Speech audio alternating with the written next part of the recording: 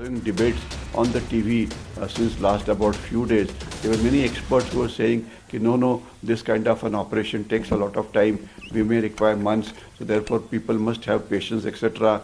And there were another set of experts who were trying to say, we have not taken any measures. We are just whiling away time, especially the political variety. તો જે હાલમાં વિશેષજ્ઞ પણ કહી રહ્યા હતા કે કેટલાક એક્સપર્ટને લાગી રહ્યું હતું કે આ જે કાર્યવાહી છે તે કરવામાં લાંબો સમય લાગી શકે છે, પરંતુ આ નવું ભારત છે જેને સમય લાગતા એક પણ મિનિટ નથી થતી, કારણ કે જે પણ હુમલો કરવામાં આવ્યો છે, જે પણ સમય નિર્ધારિત કરવામાં આવ્યો હતો તે સમય નિર્ધારિત પ્રમાણે આખું ઓપરેશન પાર પાડવામાં આવ્યું છે. પાકિસ્તાન તરફથી પોતાની સેનાની મૂવમેન્ટ અનેક વખત કરવામાં આવી. આપણે ન્યૂઝ 18 ગુજરાતીમાં પણ જોયું હશે કે અનેક વખત મૂવમેન્ટ થતી હતી સેનાની, પરંતુ ભારત તરફથી જે હુમલો હતો તે આતંકીઓ પૂરતો હતો, આતંકીઓનો ખાત્મો બોલાવવા માટે હતો, ન કે કોઈ દેશ માટે.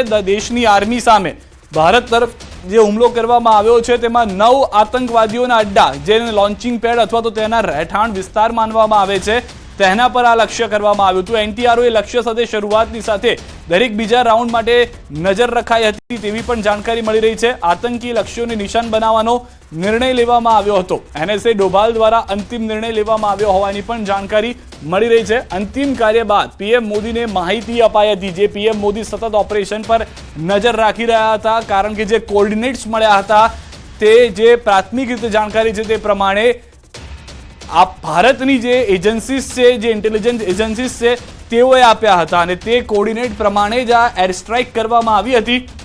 પરંતુ વધુ એક જાણકારી એ પણ મળી રહી છે કે ન ફક્ત ભારતીય વાયુસેના પરંતુ નેવી અને થલ સેના પણ તેમાં સામેલ હતી, કે જેઓએ અહીંયાથી જે મિસાઇલ લોન્ચ કરી છે, જેથી ત્રણેય પાંખોએ ભેગા મળી અને આ ઓપરેશન સિંદૂરને પાર પાડ્યું છે.